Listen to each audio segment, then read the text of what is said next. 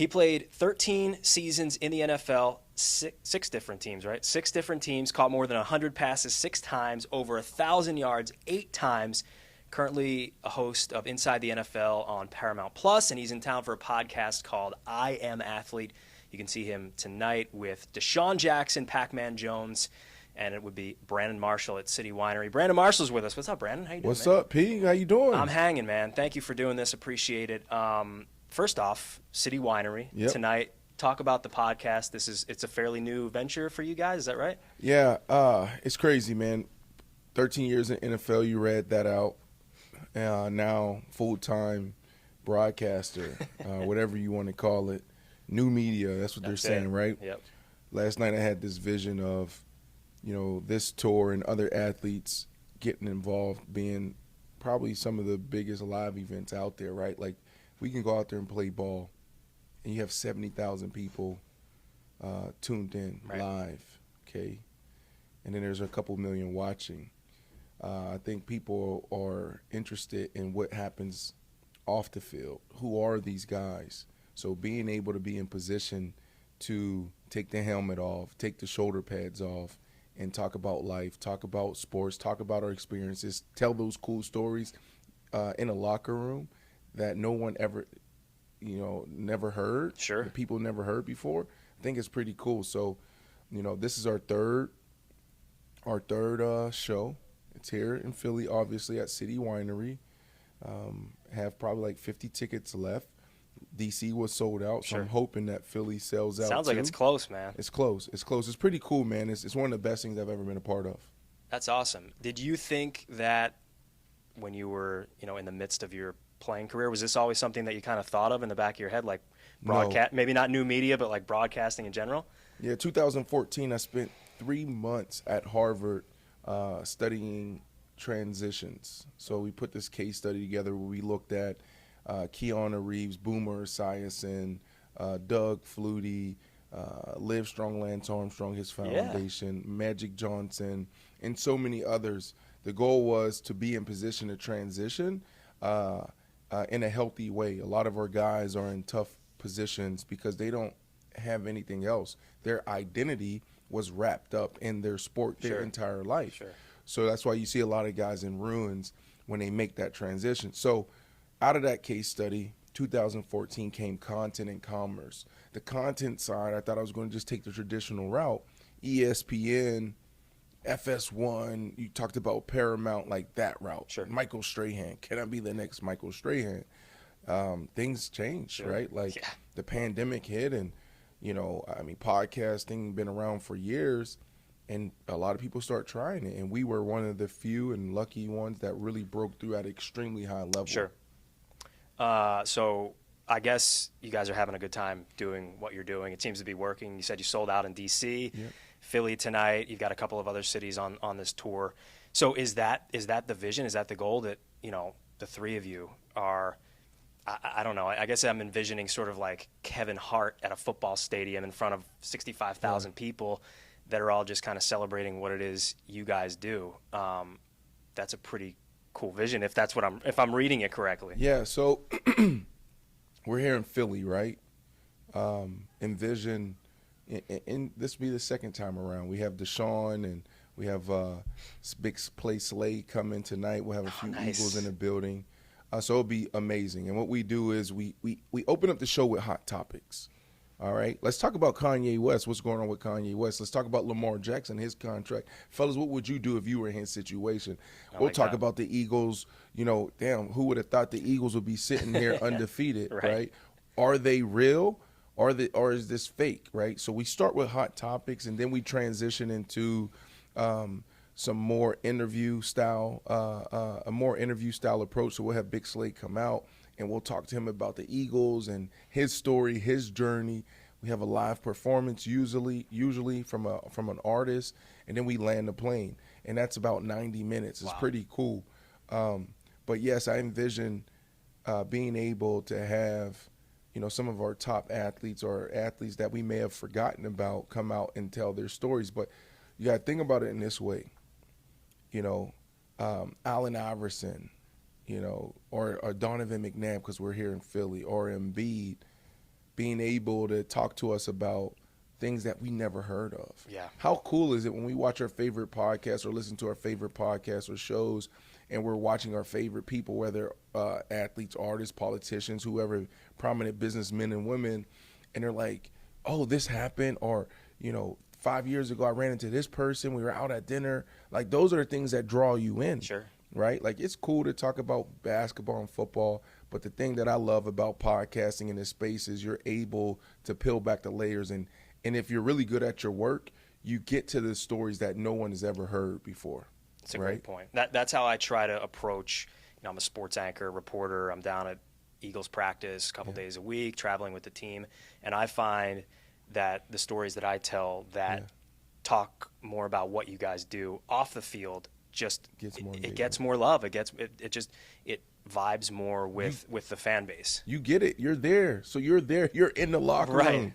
You know the wild stuff that happens is being said. Sure. It's a lot, man.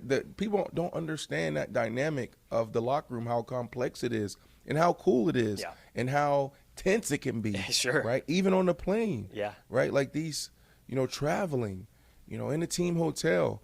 It's like amazing, man. It was one of the greatest experiences of my life, but it was also tough, right? Because it's a $16 billion industry, and every single day when you walk in, you got to be on, and you got to perform at a high level. Yeah. And if you don't, you could be gone.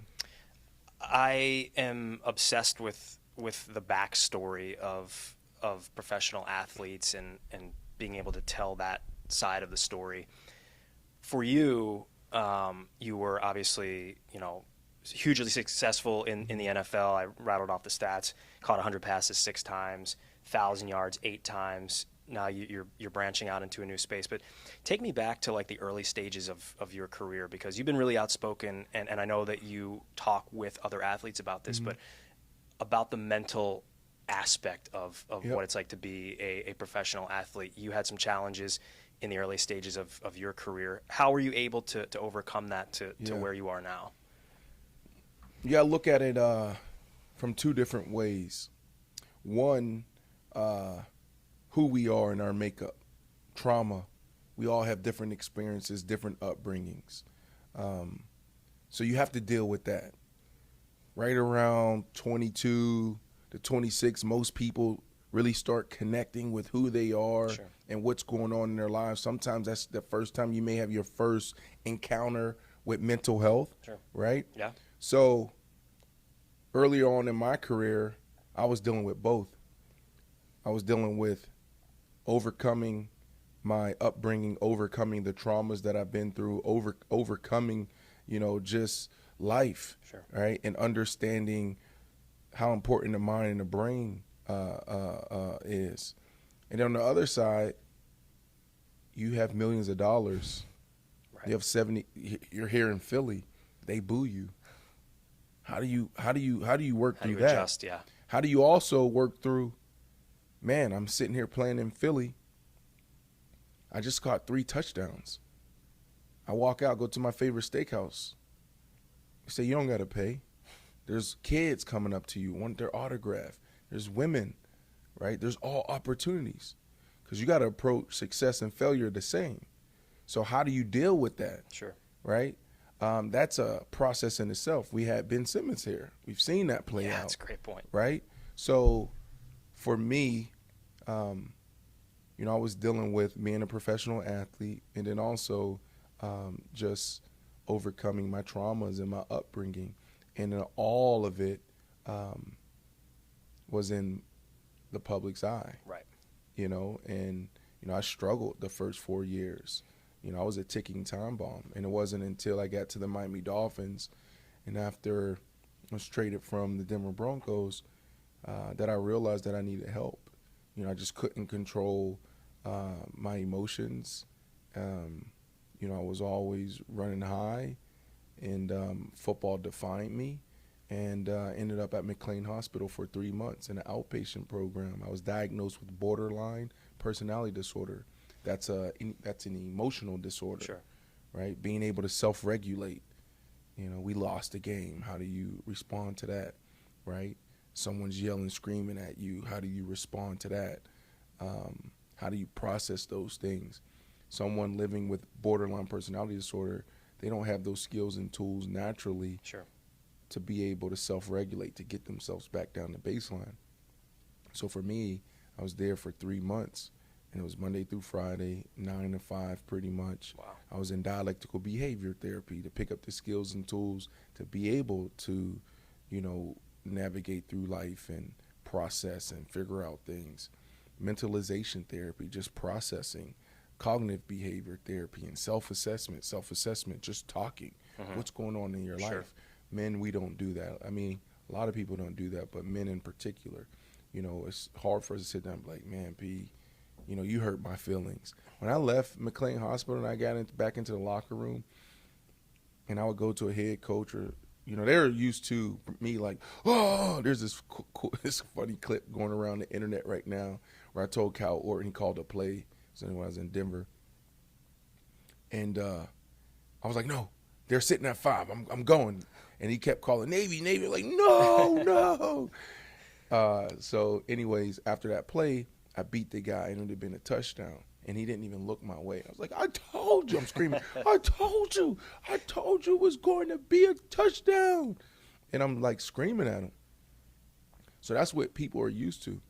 After McLean, there still was times like I would come to the side like, what the hell are we doing? You're an athlete, man. Yeah, but like 90% of the time I would come back and it was just like, Coach, can I talk to you?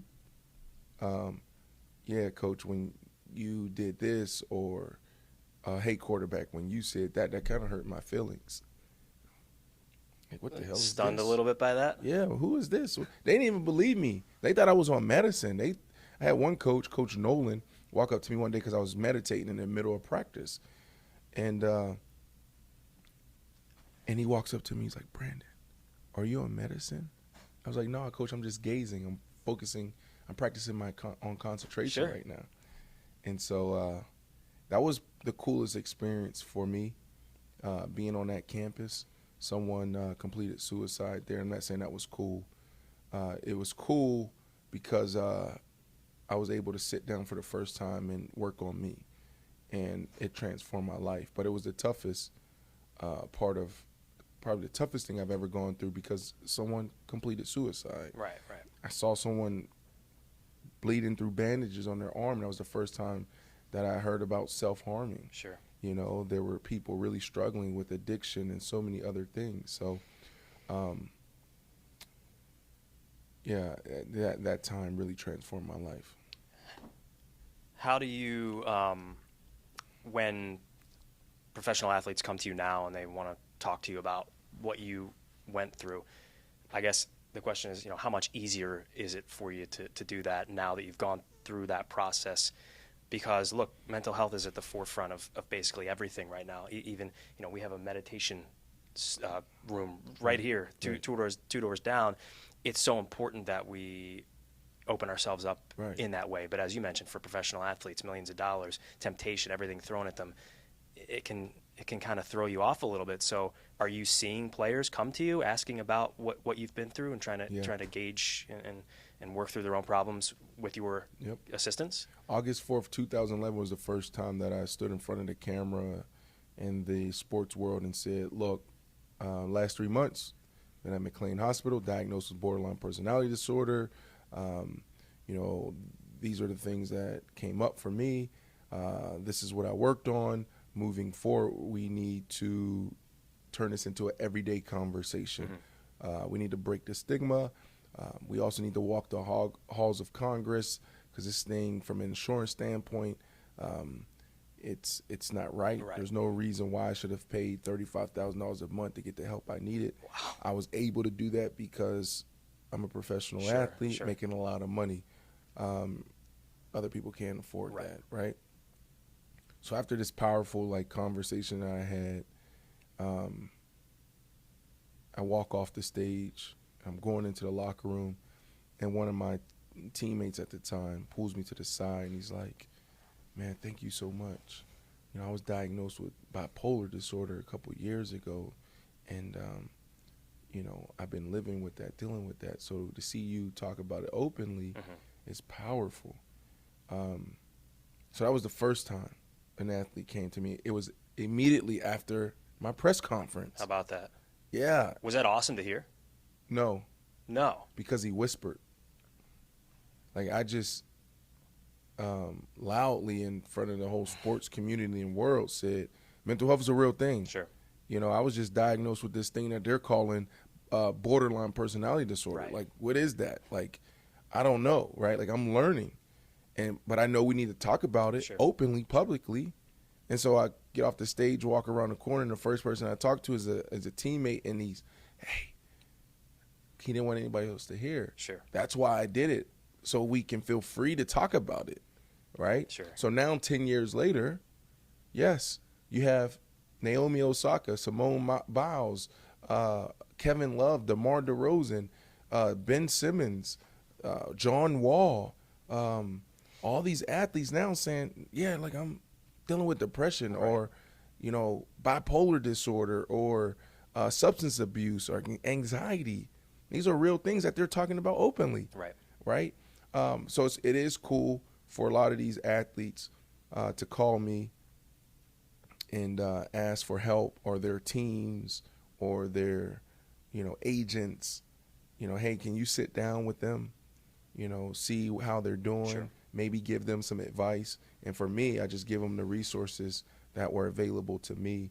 I have amazing people in my life and people that help me. So it is pretty cool to be in this position, in a position of servitude.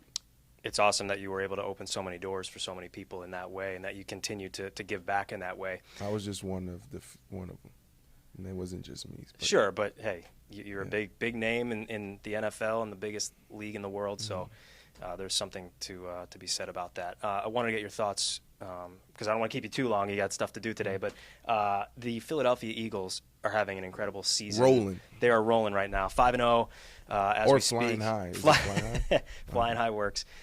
They play the Cowboys this weekend. It's one of the great rivalries in the NFL. Right now, what we're seeing is, I think, the evolution of Jalen Hurts as a quarterback, as a person, as someone who can break down defenses. When you watch the film of him, when you see him on the field, is the sky the limit for this guy? Yeah, but we didn't know that at Alabama. We didn't know that when he transferred and went to Oklahoma. Like, we're talking about a guy that there's little things that you can see. Kobe Bryant had a bad game playing for the Lakers years ago, obviously, and a bad game to him. And the game was over at 8 p.m. He was still there at midnight getting shots up. Sure. Nobody else was there. When you see things like that, you're like, oh, that's greatness. So when you think about Hurts and going back to Oklahoma, still in his game uniform, in the facility working out, special. That's greatness. Sure. Could he throw the ball? Absolutely. You know, and then as far as the football IQ, did he make great decisions? Yes. Did he also make some mistakes? Yes. But, you know, everyone does.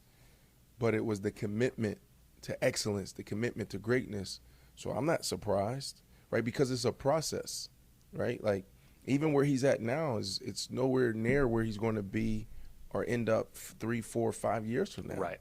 Right? Like, you just want to see, is this guy committed to excellence? Is he committed to greatness? Not everyone is.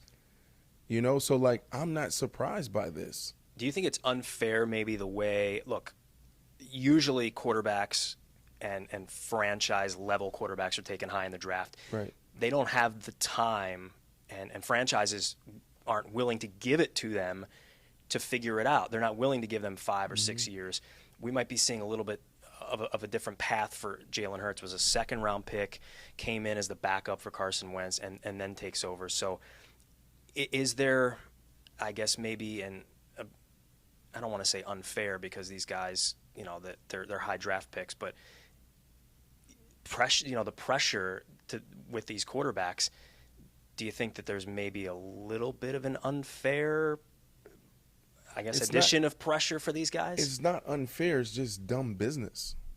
It's just dumb management. Sure.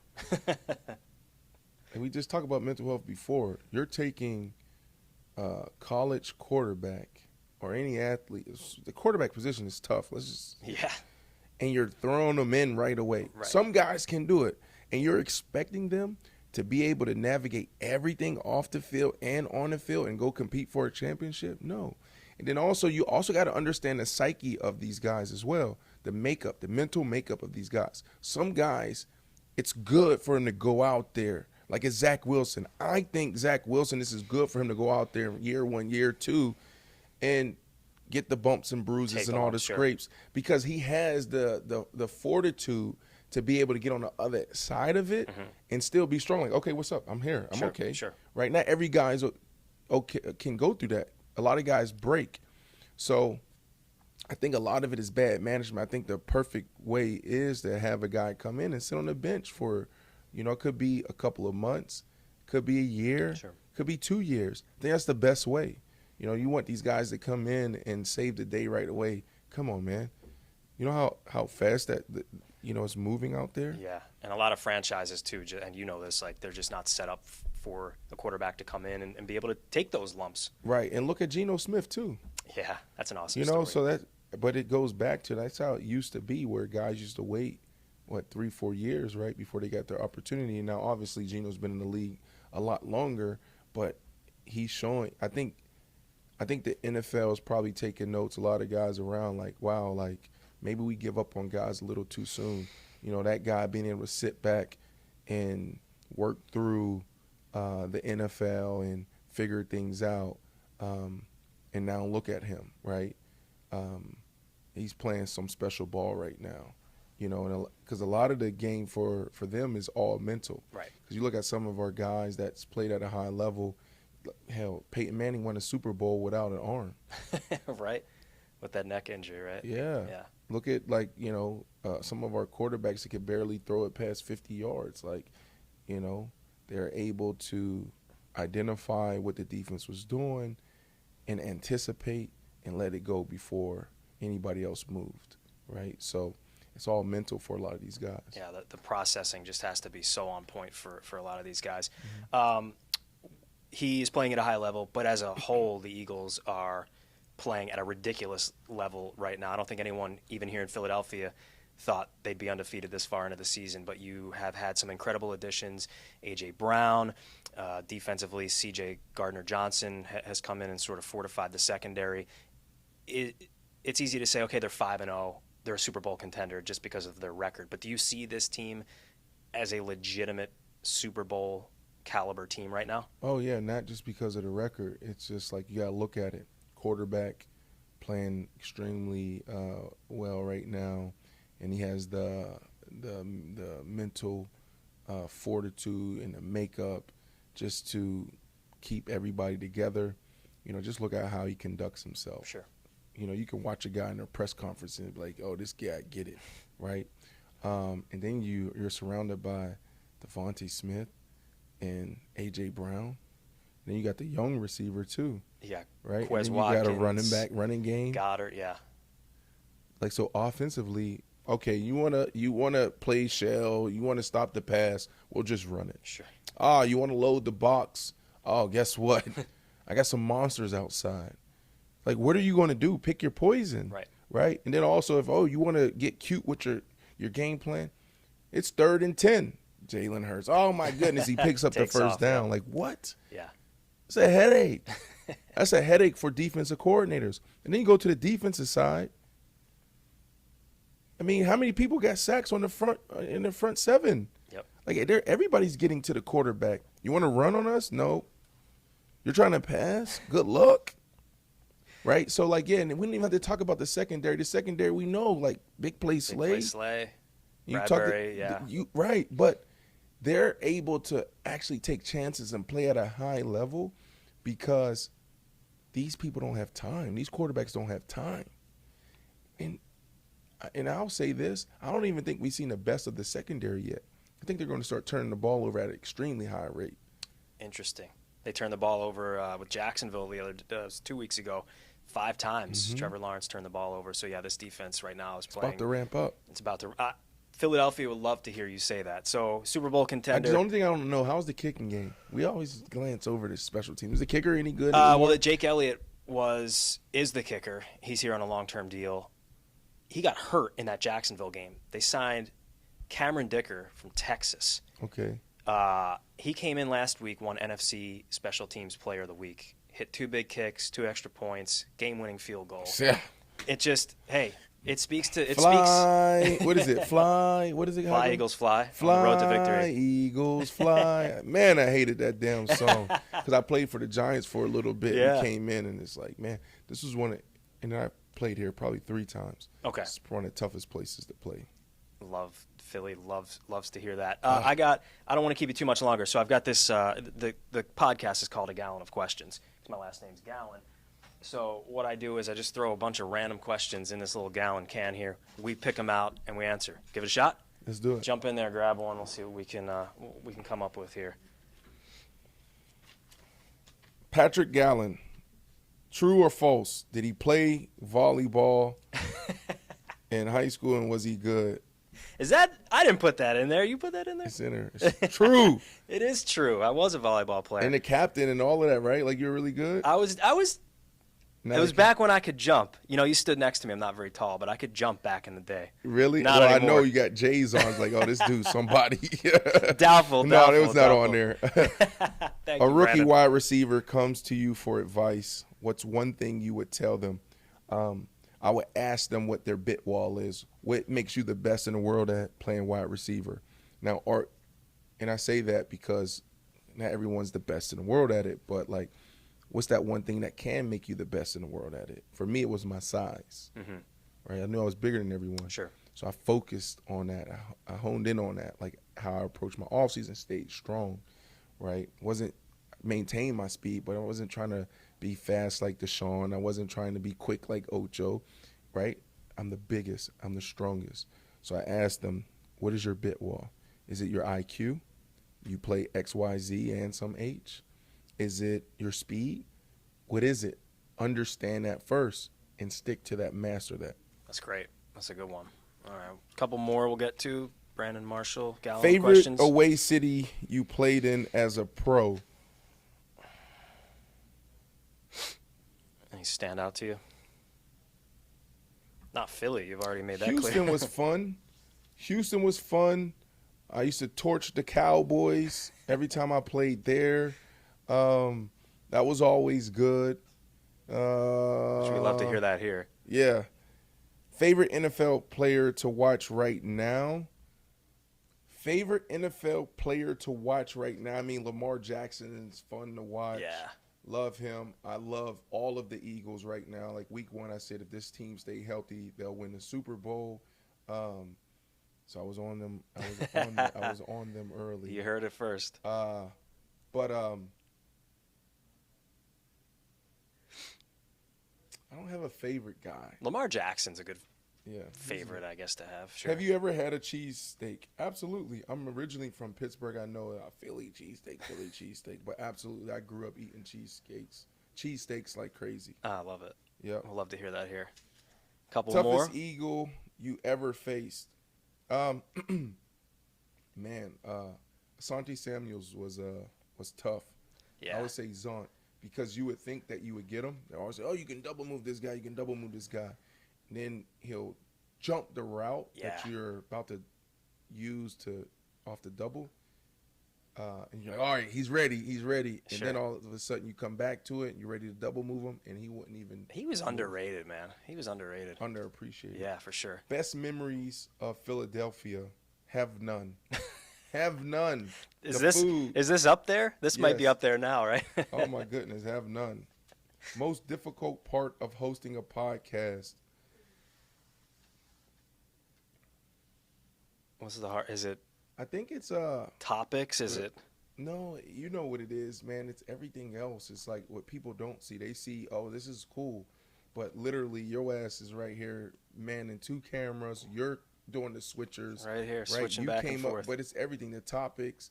You also book the guests, right? Like, Yeah. Hey, Brandon, pool in the parking lot here. Like, it's all the other That's so stuff. true. And so that's why people have to really appreciate and support, because it's a lot of work that goes into it. You want to continue to consume this content. Subscribe. download on audio, right? Like that stuff goes a long way. You think, oh, it's not a big deal. No, it's a big deal. It's huge. It's huge. So if you're out there right now, please go to YouTube, subscribe, all right, go to all audible platforms and download and listen. Thank you. That is your PSA for the day. It's the PSA. We need it. Yeah. It's how we pay the bills so we can keep content coming out. We're not trying to get rich off of this. Sure. Unless we could. 3rd and 9, late fourth quarter. Your team is down by 5. You need a first down. Who do you trust to get it? You or inside the NFL teammate, Julian Edelman. So, Julian Edelman lights out on 3rd down. I was lights out on 3rd down. But if he and I was on the same team, are we on the same team or not? Yeah, same team. Oh, same team. Yeah, same team. Yeah, me. Because they got to double me.